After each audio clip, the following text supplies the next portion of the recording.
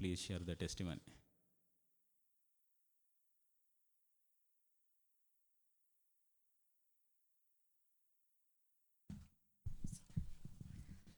అందరికీ good morning. మీ అందరికీ నా వందనాలు. నా పేరు దయామణి. మాది సూరపేట దగ్గర ఒక చిన్న పల్లెటూరు. నేను అక్కడే పుట్టి పెరిగాను. మరి మా అమ్మ ఆత్మీయురాలు ఉంటుండేది. అమ్మతో పాటు నేను చర్చ్కి వెళ్ళేదాన్ని, కానీ పాటలు వినేసి ఇంటికి వచ్చేదాన్ని. ఎప్పుడు కూడా సరిగా వాక్యం వినలేదు, నేను దేవుడి గురించి తెలుసుకోలేదు. అమ్మ చెప్పేది నిజమైన దేవుడు యేసయ్య అని చెప్పేది. నేను అనుకునేదాన్ని అందరికీ వేరు వేరు దేవుళ్ళు ఉంటారు కదా, నా దేవుడు యేసయ్య అని నేను అనుకునేదాన్ని. ఆ విధంగా ఉన్నాక నేను కొద్ది రోజులైనాక సూరపేట బాప్టిస్ట్ చర్చికి సంబంధించిన హాస్టల్లో జాయిన్ అయినాను. అది అమెరికన్స్ హాస్టల్. మా పల్లెటూర్లలో అయితే అది టెల్లోల హాస్టల్ అంటారనమాట. దాంట్లో చదువుకోవడానికి నేను జాయిన్ అయినాను. చాలామంది బీద పిల్లలని అక్కడ చదివిపించేవాళ్ళనమాట. ఆ విధంగా నేను జాయిన్ అయినాక అక్కడ వార్డెనక్ ఉంటుంది, తన పేరు స్వార్థమ్మ. తను నన్ను దగ్గరికి పిలిచి ఎక్కడి నుంచి వచ్చినావు ఏంటి అని నా డీటెయిల్స్ అంతా అడిగింది.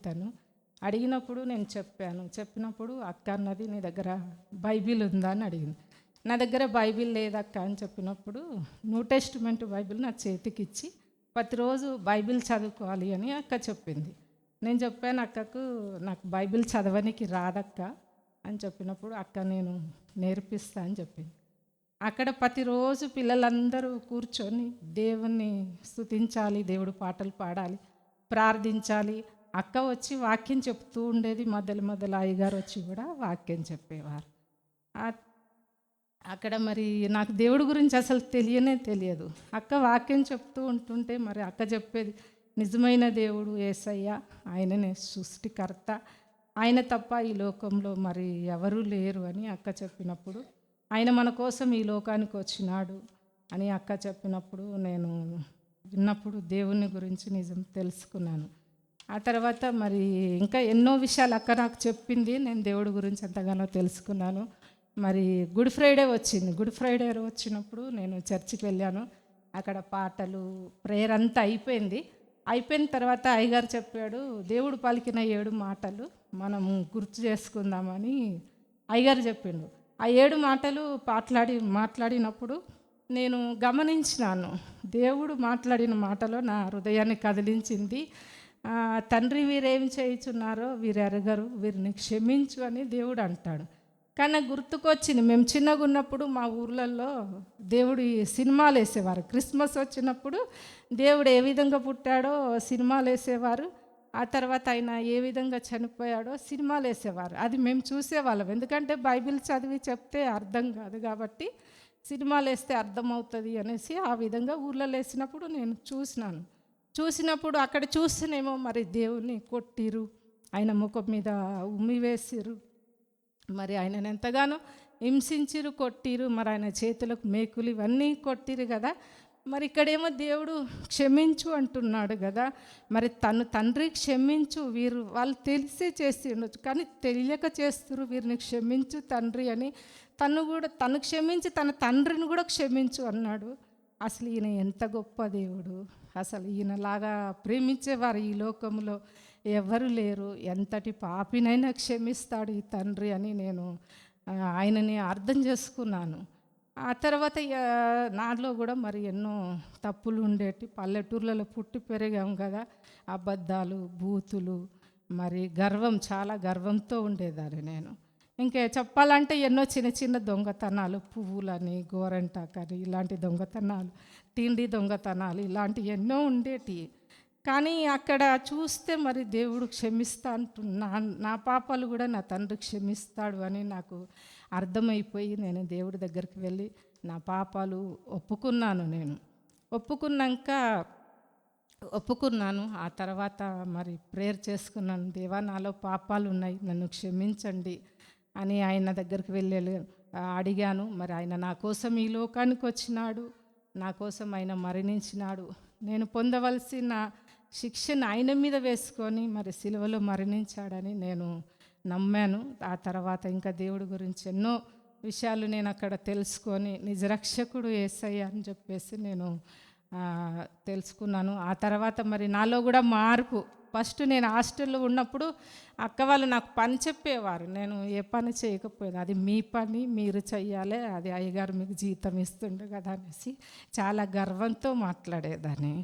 ఆ తర్వాత దేవుడు నాకు తగ్గింపు ఇవ్వమని నేను దేవుడి దగ్గర అడిగాను. దేవా, నేను గర్వంతో ఉండకూడదు నాయన, నాకు తగ్గింపు ఇవ్వు అన్నప్పుడు దేవుడిని నేను తెలుసుకున్నాక మరి దేవుడు నాకు తగ్గింపు ఇచ్చాడు.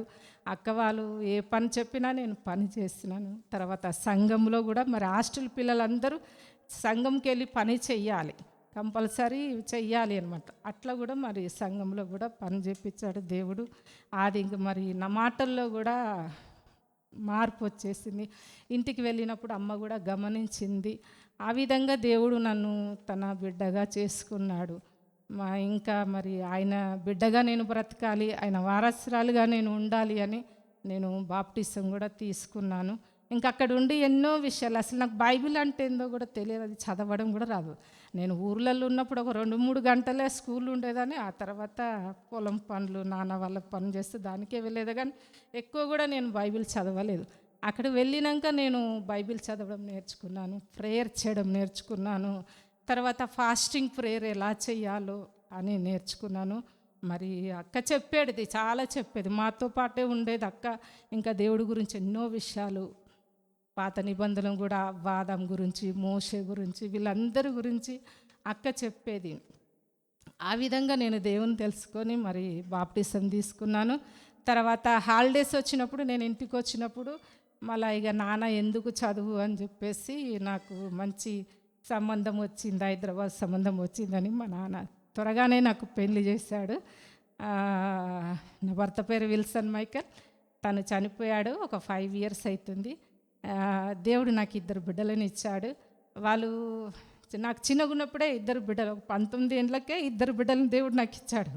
వాళ్ళని ఏ విధంగా పెంచుకోవాలో కూడా నాకు తెలియదు, కానీ దేవుణ్ణి అడగడం మాత్రము తెలుసు. ఆయన దగ్గరికి వెళ్ళి మరి నేను చిన్నగా ఉన్నప్పటి నుంచి అమ్మ వాళ్ళ దగ్గర చాలా ఎక్కువనే హాస్టల్లో ఉన్నాను. కాబట్టి నా బిడ్డలు కూడా ఎక్కువ దేవుడి సన్నిధిలో కనిపించాలని, వాళ్ళని ఏ విధంగా పెంచాలి అని నేను దేవుడి దగ్గర ప్రార్థించినాను. దేవుడు వారిని ఆత్మీయంగా పెంచే జ్ఞానం నాకు ఇచ్చినాడు. ఆ విధంగా మరి ఇక్కడ హైదరాబాద్ వచ్చినాక నేను ఫస్ట్ టైం బాప్టిస్ట్ చర్చ్కి వెళ్ళేదాన్ని. అక్కడ చాలా ఇయర్స్ వెళ్ళాను, కానీ నాకు అక్కడ నచ్చలేదు. అక్కడి నుంచి నేను మళ్ళీ బయటకు వచ్చాను. ఆ తర్వాత నేను కల్వర్ టెంపుల్కి వెళ్ళాను. అక్కడ వెళ్ళినాక నేను దేవుడికి ఎంతగానో దగ్గర అయ్యాను. అక్కడ వినే మాట, దేవుడు చెప్పే వాక్యాలు వింటూ దేవుడికి చాలా దగ్గరయ్యాను. దేవుడి మీదనే ఆధారపడేటట్టు నేను అక్కడ బలపడ్డాను. తర్వాత ఎంతో కష్టం గుండా దుఃఖం గుండా వెళ్ళాను, ఇబ్బందుల గుండా వెళ్ళాను. ఒక్కోసారి ఎందుకు దేవా ఈ జీవితం, చనిపోతే బాగుండు అనే జీవితం ఆలోచన కూడా నాలో వచ్చేది. వచ్చినప్పుడు నేను ప్రార్థన చేసుకుని మరి దేవుడి మాటలు విని ధైర్యపడ్డాను. ఆ తర్వాత మెల్లమెల్లగా అక్కడ నేను బైబిల్ చదువుతూ ఉన్నప్పుడు మరి వాక్యం ఇది కాదు, ఇంకా ఉంది అని నేను అర్థం చేసుకొని మరి అక్కడి నుంచి బయటికి రావాలి అని చెప్పేసి బయటకు వచ్చేసాను. వచ్చినాక ఎక్కడ పోవాలో తెలియదు, మరి తెలియదు నాకైతే, ఎక్కడ పోవాలో తెలియదు. ప్రార్థన చేశా, దేవా ఎక్కడ పోవాలో నాకైతే తెలియదు నాయన, మరి ఇక్కడైతే వాక్యం కొరత ఉంది, సమృద్ధైన వాక్యం ఉండే సంఘాన్ని నాకు చూపించు దేవా అనేసి నేను దేవుడి దగ్గర ఎంతగానో కన్నీటి ప్రార్థన చేశాను. లెంత్ డేస్లో 40 days ప్రేయర్ చేశాను, ఈ సంఘం కోసమే, నాకు మంచి సంఘం కావాలి దేవా అనేసి. ఆ విధంగా ప్రార్థన చేసినప్పుడు మరి దేవుడి చిత్తం లేదైతే ఒక్క అడుగు ఎక్కడికి వేయలేము, ఆయననే చూపించాలి మార్గం. ఎక్కడికి వెళ్ళినా కానీ నాయన ఆత్మీయంగా మేము బలపడాలి, కానీ తగ్గిపోకూడదు, ఇంకా నీ గురించి ఎక్కువగా మేము తెలుసుకోవాలని నేను ప్రార్థన చేసుకున్నప్పుడు దేవుడు నా ప్రార్థనలు ఆలకించి ఈ హైదరాబాద్ బైబిల్ సంఘాన్ని మా బాబు ద్వారాగా ఇక్కడికి వచ్చాను. మరి ఇక్కడికి వచ్చినాక కూడా నా అన్న చెప్పే వాక్యాలు, ఎఫెసీయులకు రాసిన పత్రిక చెప్తున్నాడు, సరిగా గుర్తులేదు కాదు నాకు. చెప్పినప్పుడు నేను వాళ్ళ పిల్లలకు చెప్పేసి వచ్చాను. ఇక్కడ వచ్చినాక నాకు వాక్యం అర్థమైతేనే నేను వస్తాను, లేకపోతే నెక్స్ట్ టైం రాను అని చెప్పి పిల్లలకి చెప్పుకొని తీసుకొచ్చినాను. ఇక్కడికి వచ్చినాక అన్న వాక్యం చెప్పాడు, చెప్పినప్పుడు నా బుర్రకి ఏ విధంగా అర్థమవుతుందో అదే విధంగా అన్న వాక్యం చెప్పినప్పుడు నాకు చాలా సంతోషం అనిపించింది. దేవుడికి ఎంబడే థ్యాంక్స్ చెప్పుకుంటూ వెళ్ళిపోయాం. మేము ఇంటికి వెళ్ళినాక ముగ్గురము గత 3 సంవత్సరాల నుంచి వెతుకుతున్నాం మేము మంచి సంఘం కావాలి అనేసి. 3 సంవత్సరాల నుంచి మేము ప్రేయర్ చేస్తున్నాము. దేవుడు మరి మంచి సంఘాన్ని ఇచ్చిండు. ఇక్కడ వచ్చినాక ఎన్నో వాక్యాలు మరి దేవుడు చెప్పే మాటలు వింటూ ఎంతగానో ఆత్మీయంగా ఎదుగుతున్నాను. నేను అనుకునేదాన్ని, దేవుడి దగ్గర చెప్పేదాన్ని, అందరినీ త్వరగానే కోల్పోయాను నేను. మరి దేవా నాకు ఎవరు లేరు, నేను ఒంటరి దాన్ని తండ్రి, నేను నా 2 బిడ్డలు తప్ప నాకెవరూ లేరు అనుకునేదాన్ని. ఇక్కడికి వచ్చినాక దేవుడు నాకు ఇంత పెద్ద సంఘ కుటుంబాన్ని ఇచ్చినందుకు మరి దేవుడికి ఎంతగానో నేను కృతజ్ఞతలు చెప్తూ ఉన్నాను. మరి నా కోసం ప్రేయర్ చేయండి, ఇంకా ఆత్మీయంగా ఎదగాలి. నాకు మతిమరుపు ఎక్కువ. ప్రేయర్ చేయండి, నా కుటుంబం కోసం ప్రేయర్ చేయండి. ఈ చిన్న సాక్ష్యాన్ని దీవించునుగాక. ఆమె నా సాక్ష్యం కూడా నేను 27 సంవత్సరాలు అయిపోయింది నేను రక్షణ సాక్ష్యం చెప్పి. అన్ని సంవత్సరాల తర్వాత మళ్ళీ దేవుడు ఈ ఛాన్స్ ఇచ్చినాడు.